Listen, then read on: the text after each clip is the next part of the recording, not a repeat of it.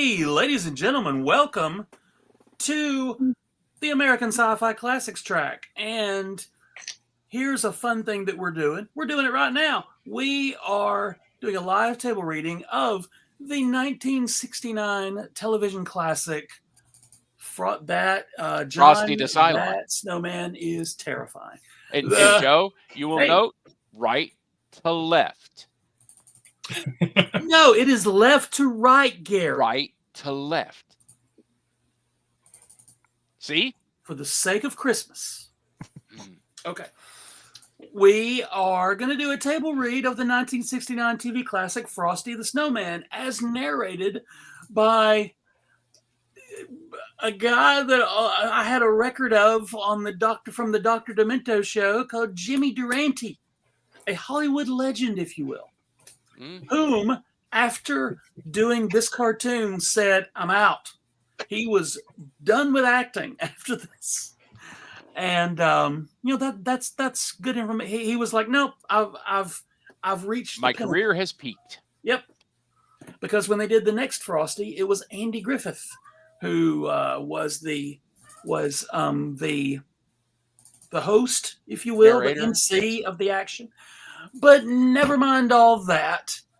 Let's go around the horn and everybody can introduce themselves, and we'll start with Gary Mitchel. Hi, I'm Gary Mitchel, and I am, along with this guy right here, the co-director of the American Sci-Fi Classics track and runner of Shenanigans with him.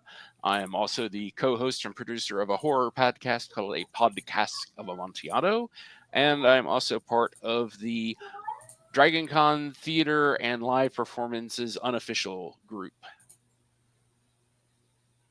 And John.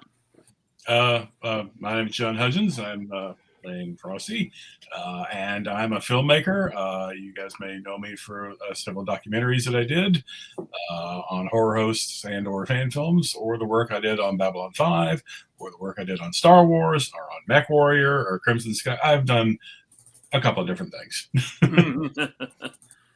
And Kyle. I am Kyle McCraw.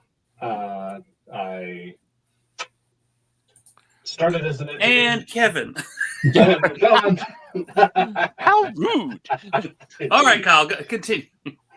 Started as an engineer. Now I tell students what classes to take. And then, I also hang out with these fools, on a semi-regular basis. So it's good times. It's true. Kevin. Hi, I'm Kevin. I make filmy stuff. I DJ. I do my podcast. Gleaming the Tube is about movies that involve skateboarding, and my podcast, The Best Stuff in the World, is about the best stuff in the world. And not leastly, ladies and gentlemen, today is her birthday. Please welcome ToniAnn Marini. Thank you. I am a computer science professor by day and a geek, actually also during the day and all the other times of my life. That is a 24/7 job. I am also take the care and feeding of authors and creative people to heart, because they often forget to, eat and take their medicine and, do basic life things, because adulting is hard. And I have a fondness of spreadsheets. And today I will be playing Karen and teachers all over the world. Yeah. And the greatest thing to come out of New Jersey. And as the line from the show goes, Happy birthday! Love it. I love it. Okay,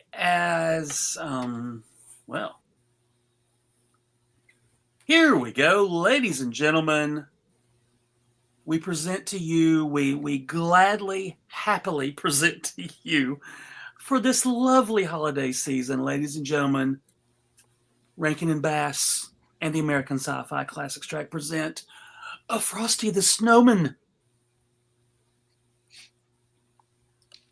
I suppose it all started with the snow. You see, it's a very special kind of snow. A snow that makes a happy happier and the giddy even giddier. A snow to make a homecoming homier and natural enemies friends naturally.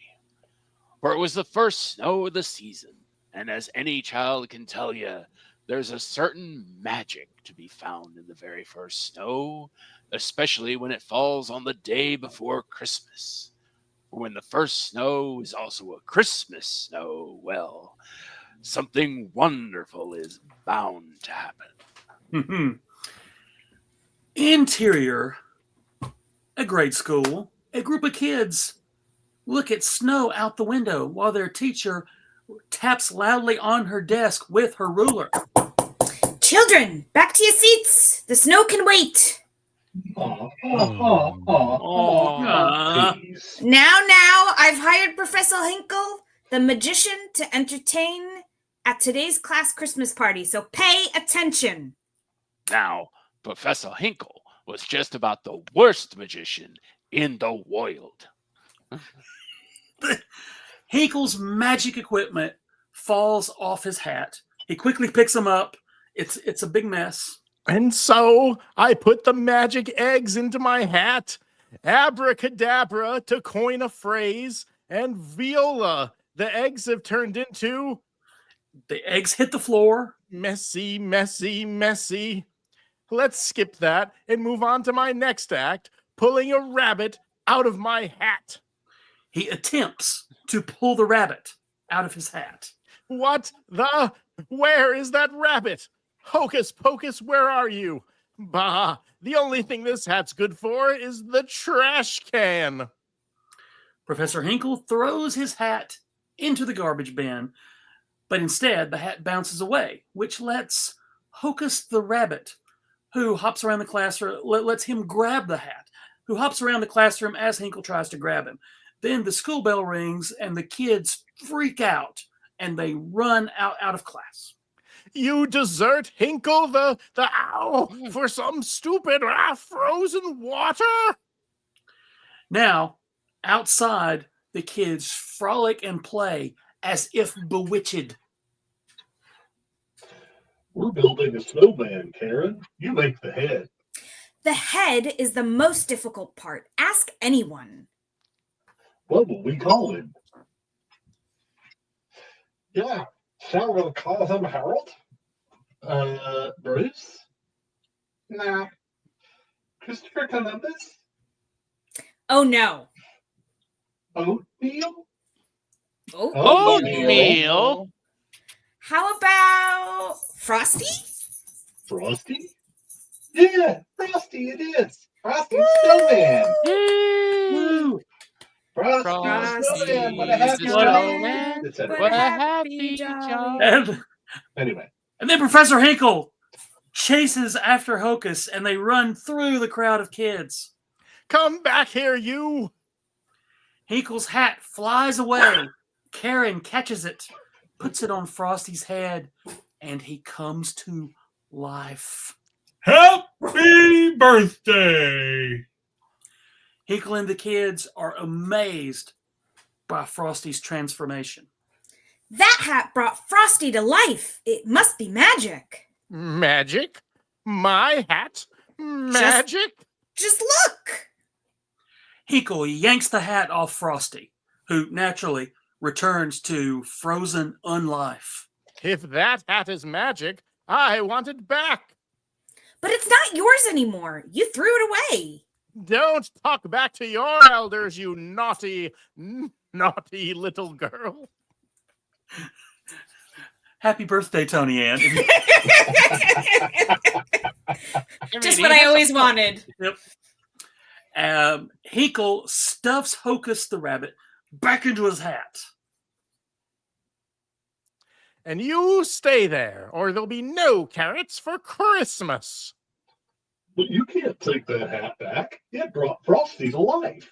You saw it happen. I saw nothing of the kind. Hocus the rabbit signs, "Shame on you," to Professor Hinkle. Quiet, Hocus. I can't lose that hat. If it's really got magic now, it'll make me a billionaire magician. But we saw Frosty come to life, didn't we? We sure did. You silly children believe everything you see. When you're grown up, you'll realize that snowmen can't come to life. But we... Silly, silly, silly. Oh, Frosty, we don't care what grown-ups say. We know you did come to life. We know, Frosty. We just know. Karen embraces the lifeless, frozen body of Corpse. Frosty. Cut to opening credits. Of course, that hat did belong to Frosty and the children. That part must be made very clear. Therefore, Hocus Pocus was entirely in the right in what he was about to do. Hocus the rabbit sneaks up behind Professor Hinkle, grabs the hat right off his head, and takes off running. Well, Hocus Pocus raced back to the children just as fast as he could. Hocus runs back to the schoolyard where the kids stare at their lifeless, frozen snowman, and they're not aware that Hocus drops the hat on the ground right behind them. Look, the hat's back. Let's see if it'll make Frosty alive again.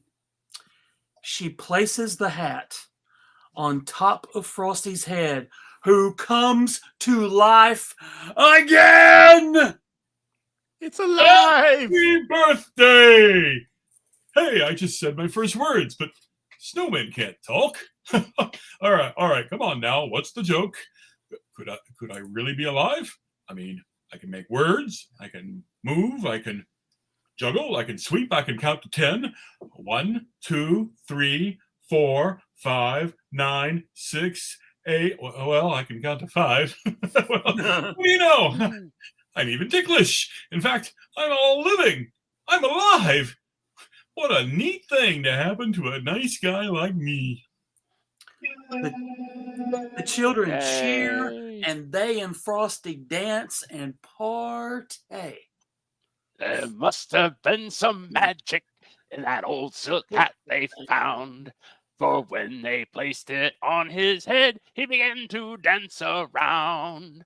Frosty the Snowman was alive as he could be. And the children say he could laugh and play just the same as you and me. What's the Do you believe matter, Gary Frosty? was not going to do a Jimmy Durante voice? Yeah. Is there a thermometer around here? Over there on the wall. Why? Oh, I was afraid of that. The thermometer's getting red. I hate red thermometers. Why, Frosty? Because when the thermometer gets all reddish, the temperature goes up. And when the temperature goes up, I start to melt. And when I start to melt, I get all wishy-washy. Then you've got to go someplace where you'll never melt. Don't you worry. Well, the only place I'd never melt is the North Pole. Then we've got to get you there. Yeah, we'll take you downtown to the railroad station and put you on a train. Great. I've always wanted to see the town, so let's make a party out of it. Let's have a parade. All the kids cheer. Yay! They join Frosty for the parade through town. Frosty the Snowman, through the sun was hot that day. So let's have some fun before I melt away. Exterior, the streets of town. Frosty and the kids rampage through the town while the townspeople look on in shock. Down to the village with a broomstick in his hand, running here and there and all around the square saying, "Catch me if you can." Come on, kids. Follow the leader. He led them down the streets of town right to the traffic cop. And he only paused a moment when he heard him call. You idiot. Stop, stop, stop! All right. Didn't you see that traffic light? What's a traffic light? Up there on the lamppost. Oh, what's a lamppost? You want a ticket, wise guy? Oh, I'd love one. To the North Pole, please. You've got to excuse him, sir. You see, he just came to life and he doesn't know much about such things. You don't say. Oh, well, okay. If he just came to life, move along.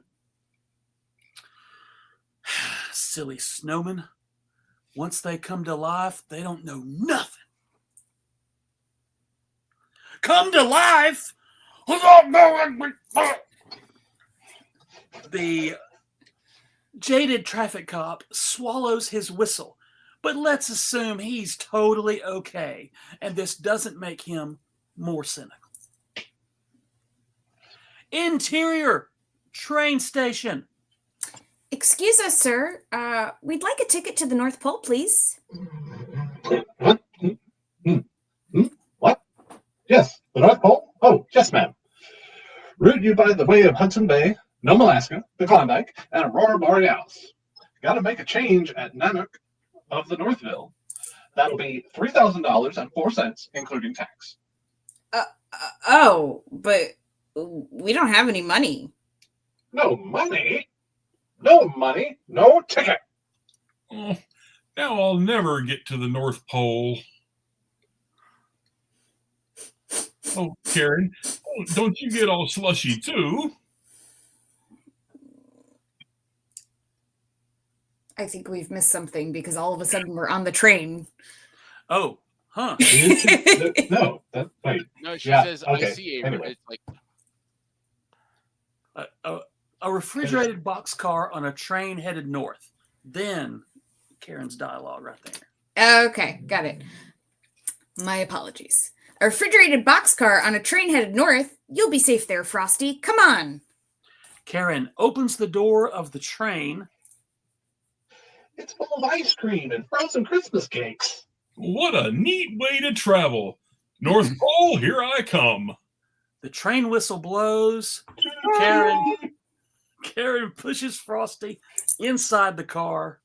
Hurry up, Frosty. The train is pulling out. Are you coming to the North Pole too? I'm sure my mother wouldn't mind as long as I'm home for supper.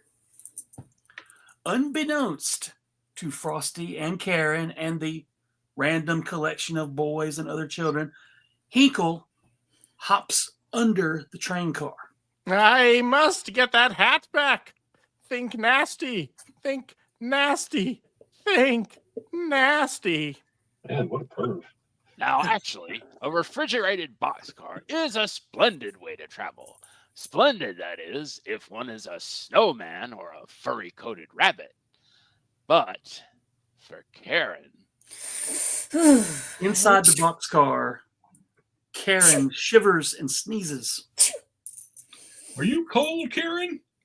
No, that's a silly question. You wouldn't be sneezing if you weren't cold. Well, it's just a little... Achoo! Frosty realized that Karen had to get out of that car as soon as possible. So, when the little freight train stopped to let an express full of happy Christmas travelers pass, Frosty took advantage of the opportunity and quickly got them all out. Oh, you tricked me. No fair. The only thing Professor Hinkle could do was make a jump for it. Frosty wanted to get away as far away as he could before Hinkle could catch up to them, but the woods through which they traveled was still bitterly cold. Oh, Hocus, I've got to get Karen all warmed up or she's a goner. Hocus signs that Frosty should build a fire, so apparently Hocus doesn't mind playing both sides. But I can't make a fire. Oh boy, that's one thing I really can't do. I guess we better just keep moving until we find somebody who can. Then, suddenly, they came upon a tiny glen which seemed almost magical. For it was Christmas Eve, and the woodland animals were all decorating for their big celebration. That's why you see those stuffed deer heads with party hats. They knew Santa was about to come that night, and they wanted everything to be just right. Hocus, speak to the animals. See if they won't all pitch in and build a fire for Karen. The animals were delighted to help, so long as they found a spot far away from the glen, up where the fire wouldn't catch onto the trees because they know Smokey would beat their heads in. Soon there was a spark, and in almost no time a splendid fire was crackling away. Frosty was careful to stay far away from the flames. Hocus, we've got to find someone to help Karen get home before she freezes. And me to the North Pole before I melt, but who? No, not the Army. No, not the President of the United States. Oh, they were both swell ideas, but we've got to find somebody nearby. Hocus covers himself with snow to make a beard on his face. Yeah, Santa Claus. That's a great idea. Why didn't I think of that before? Hocus is freaking annoyed at his idea being stolen. Hocus, you go back with the animals, and when Santa comes, you bring him right here. Understand? Hurry now. The scene fades to nighttime. Frosty is still waiting for Hocus, and Karen is still warming herself in front of the fire, which again was made by animals. So Frosty kept a silent vigil, because it's silent night, waiting patiently all through the night until Santa would arrive. But suddenly, Professor Hinkle jumps out of nowhere to startle Karen. Dun, dun, dun. Oh, a campfire? Well, isn't that all snug and comfy? Hinkle laughs and blows out the fire. Now give me that hat, or else. Or else what? Don't bother me with details. Give me that hat. Get on my shoulders, Karen. you see, Frosty, since he was made of snow himself, being a snowman and all, was the fastest belly whopper in the world. Frosty and Karen slide downhill with Hinkle attempting to give chase. And old Professor Hinkle was soon far outmatched. And now it was Frosty's good fortune that right at the bottom of the hill was a tiny greenhouse used to grow precious tropical poinsettias for Christmas. It's got to be all warm and snug inside for those Christmas flowers to grow so beautiful. Let's go in. Oh, but you will melt. Just a little. I'll only stay inside for a minute. Besides, I've been meaning to take off a little weight anyway. Whew. Stay in here much longer and I'll really make a splash in the world. Karen giggles. Just then, Professor Hinkle shows up, and then he catches the greenhouse door, slams it shut, trapping Frosty and Karen inside. I've got you, and the minute you're all melted, the hat will be mine again. Ha! Ha ha ha ha! Ha ha ha! Hinkle laughs an evil laugh until he stops when he hears sleigh bells and looks up in the sky, Oh, realizing the arrival of Santa. Now, Santa had arrived, but was he too late? Hocus already explained the situation to Santa, who, as you know, speaks fluent rabbit. And when he didn't find Frosty and Karen on the hill, Santa followed Frosty's path to the snow in the greenhouse. But when they got inside, a terrible sight met their eyes. Santa and Hocus enter the greenhouse, and they stop in shock to see Karen crying softly in front of a puddle. Santa and Hocus are too late. I'll do Santa. I'll do Santa.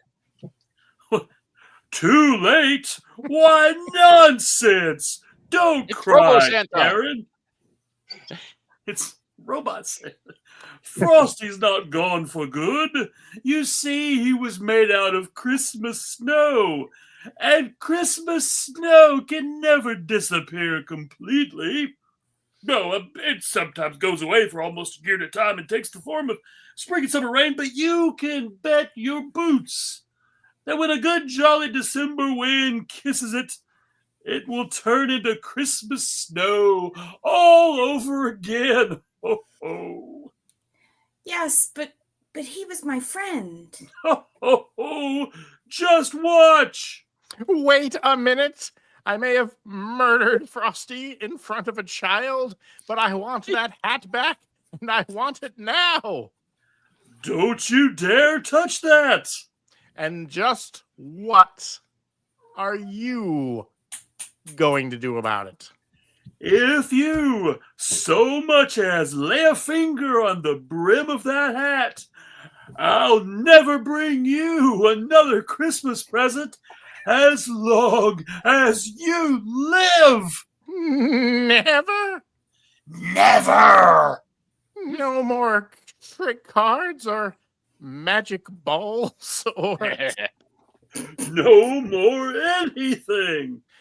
That's not fair, Santa. I mean, we evil magicians have to make a living too.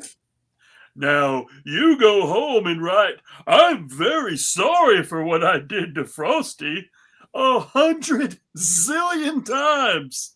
And then maybe, just maybe you'll find something in your stocking tomorrow morning. A new hat, maybe? Sorry to lose and run, but I've got to get busy writing. Busy. Oh, come on, Frosty. We're all waiting for you. Happy birthday! Everybody's happy. Karen and Frosty begin to dance around. Frosty the Snowman is a fairy tale, they say. He was made of snow, but the children know how he came to life one day. And so Santa took Karen home and was ready to bring Frosty back to the North Pole. As Santa and Frosty and Hocus take Karen back home, and then on top of her house, Karen sadly hugs the ice-cold Frosty. Goodbye. Look at that Frosty go over the hills of snow. Frosty the Snowman was a jolly, happy soul with a corncob pipe and a button nose and two eyes made out of coal. Karen hated to say goodnight to Frosty, but as Santa promised, Frosty returned every year with the magical Christmas snow, and every year there was a great celebration with a big freaking Christmas parade. Frosty the Snowman had to hurry on his way, but he waved goodbye saying, "Don't you cry. I'll be back on Christmas Day." And thank you.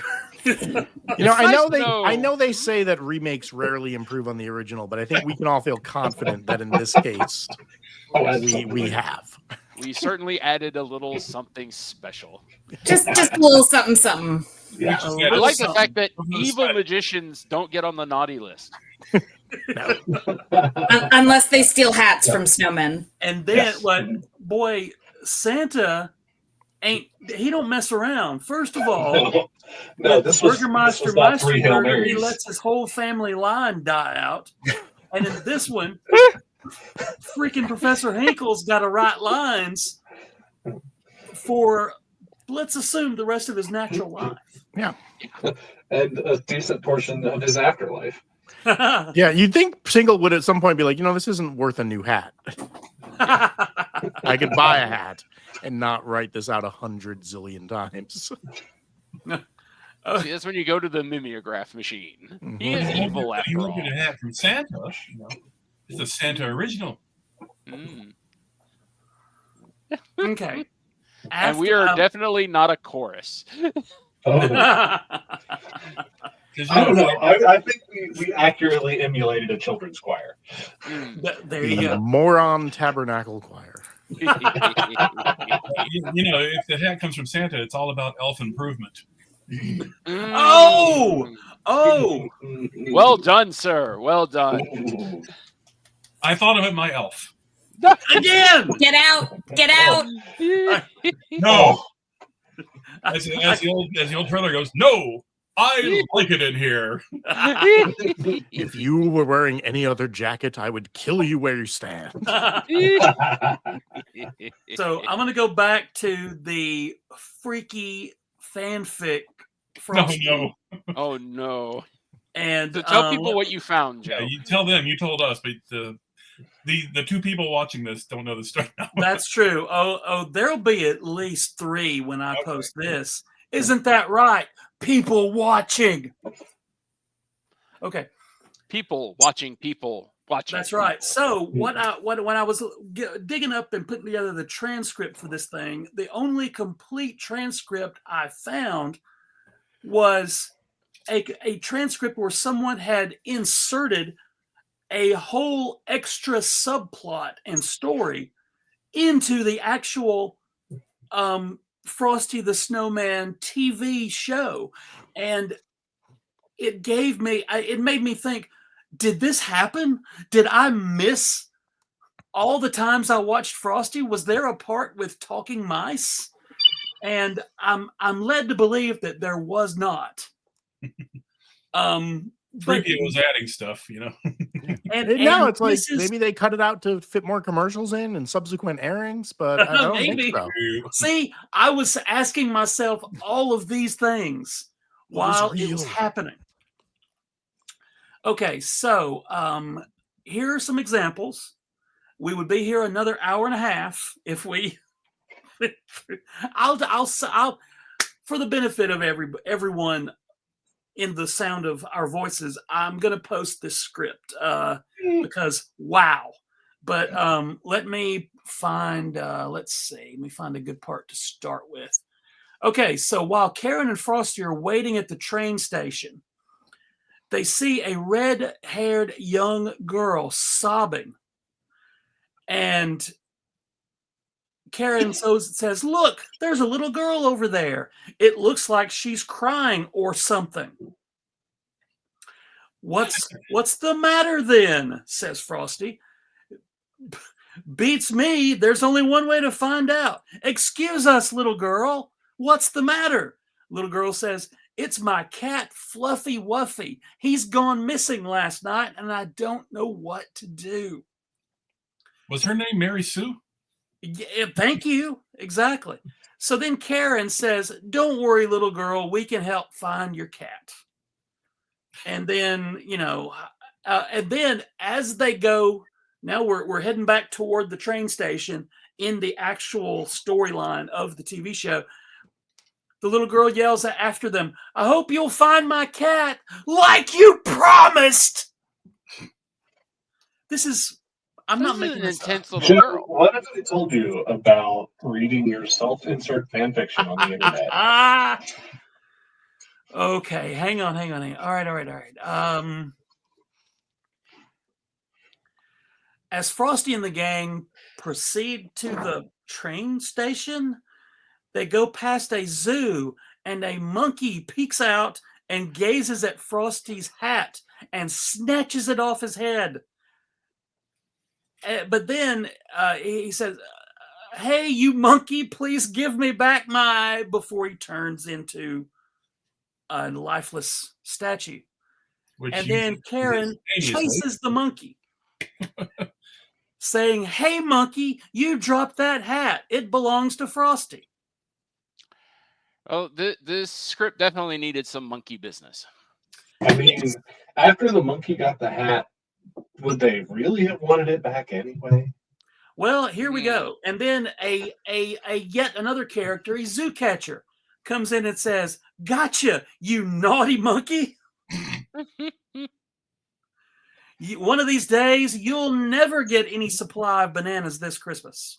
He needs to say it like Professor Hinkle. Naughty, naughty, naughty. All the adults in this. All right. Okay, so now they get on the train. I'm zipping through. There's page after page of, okay, we're in the actual story now. Hocus, Frosty tells Hocus for him to tell the animals to make fire, which actually is in the actual story. Yes. And let's see. Okay, now throughout, Karen keeps insisting over and over again, and I think she does it maybe twice in the actual TV show, but over and over again she says, "Leave Frosty alone, Mr. Hinkle. It's his hat." Over and over again, she insists. And I mean, it's what I do best. I insist. There you go. Joe, I think I've gotten to the bottom of this mystery. Oh, this is fan fiction.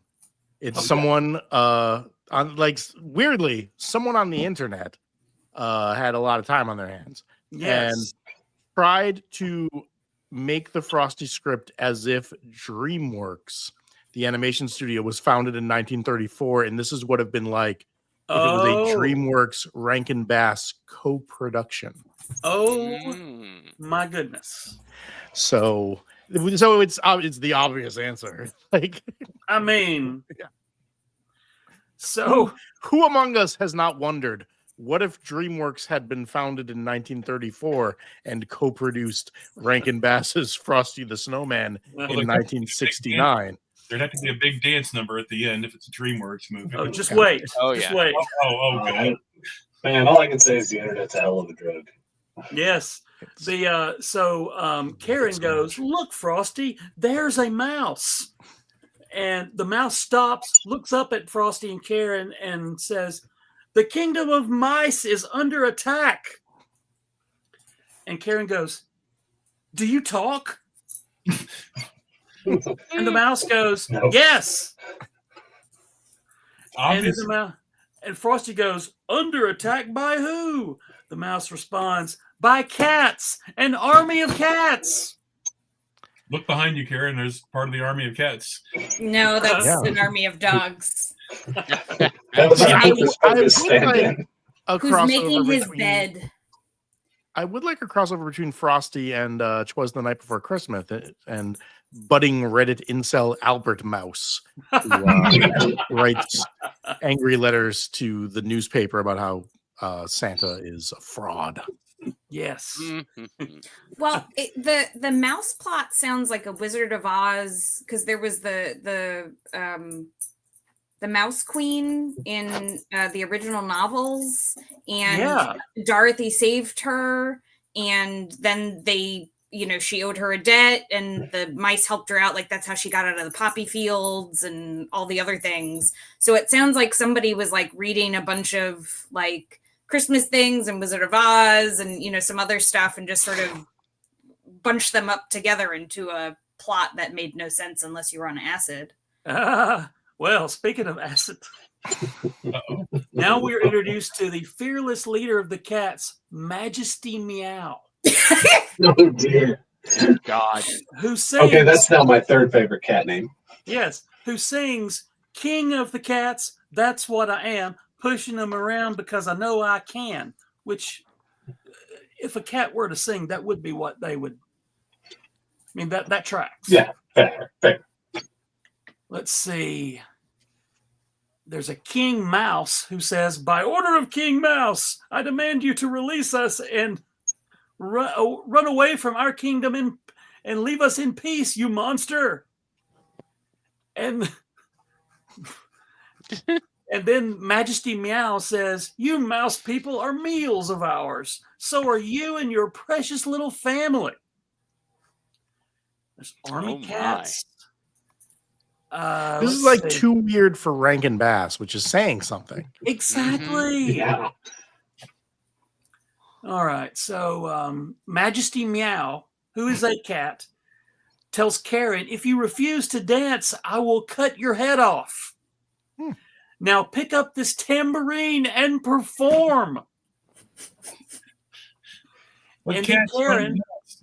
Karen sings while playing a tambourine. What happens if I'm in serious distress? Why has this made me scared and depressed? And okay, all right, I'm going to keep going. And what is Frosty doing during all this? I mean, it's his story theoretically. I have not seen Frosty in like 6 pages.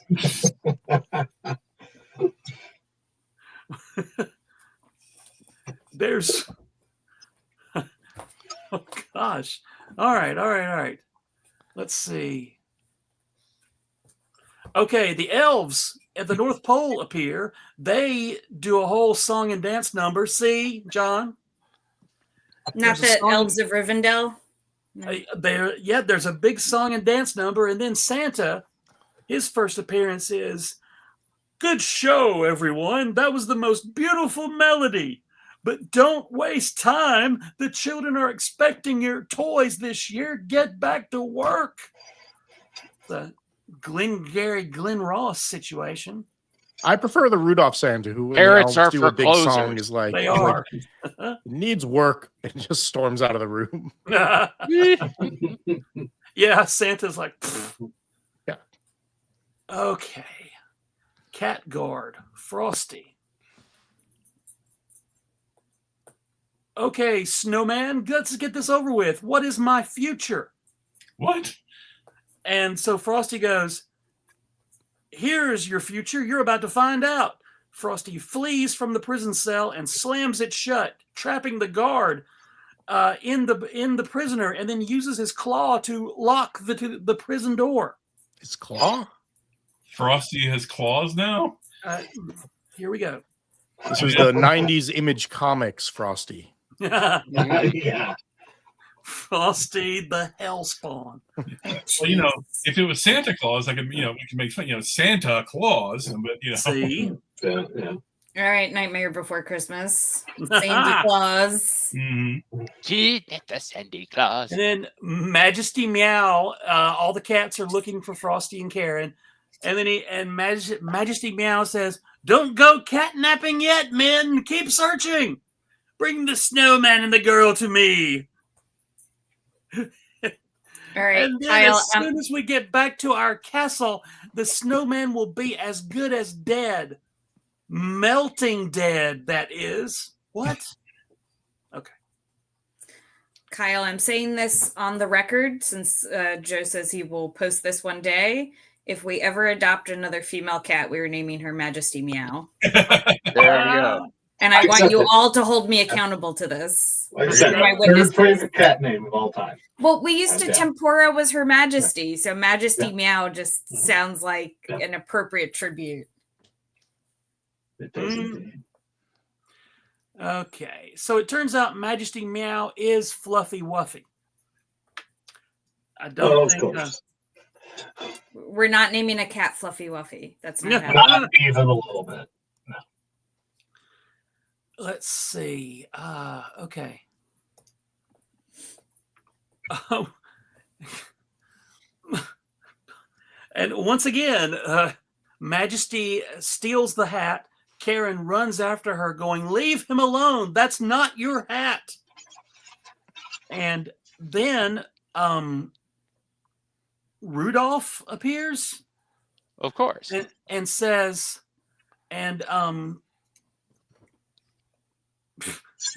Rudolph appears and knocks down a tree, causing a pile of snow to bury Majesty Meow. And then Rudolph goes, well, that was a load of moss. What? And then Santa goes, it sure was. Come on, Frosty, we're all waiting for you. And there we are at the end of the thing.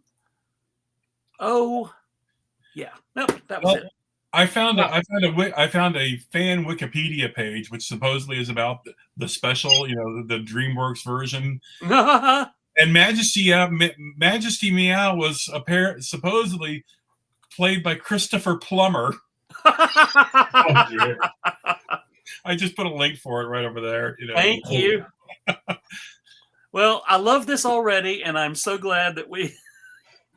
I hope that every script we look for from here on out has this exact thing done to it. I just love this character information: personality, appearance, occupation, alignment. Bad. Bad. My next D&D character. Yeah. Mhm. That's like if you go to the Alien wiki and you look at like the different xenomorphs, like it'll have like hobbies. Hobbies. Oh, really? They have a We're going rich that far now? internal social life that xenomorphs do. They all enjoy hiking. Yeah. Yes. Guys, thank you very much. Jimmy, John, Kyle, ToniAnn, Kevin, and everybody watching this, whenever you watch it, all 2 to 4 of you, or perhaps thousands. Let's manifest that in. Yes. I'm sure zillions and millions of you are watching right now. After you finish doing your lines on Yes. the chalkboard, And if you did enjoy this, please like, comment, share, subscribe, hit the bell. all those things. Because if you don't, we'll have to get messy. Messy. And we'll have to do this again. Yeah, we'll have to. The script readings will continue until morale improves. Happy holidays, Merry Christmas. We will see you all on one of these or in live action very, very soon.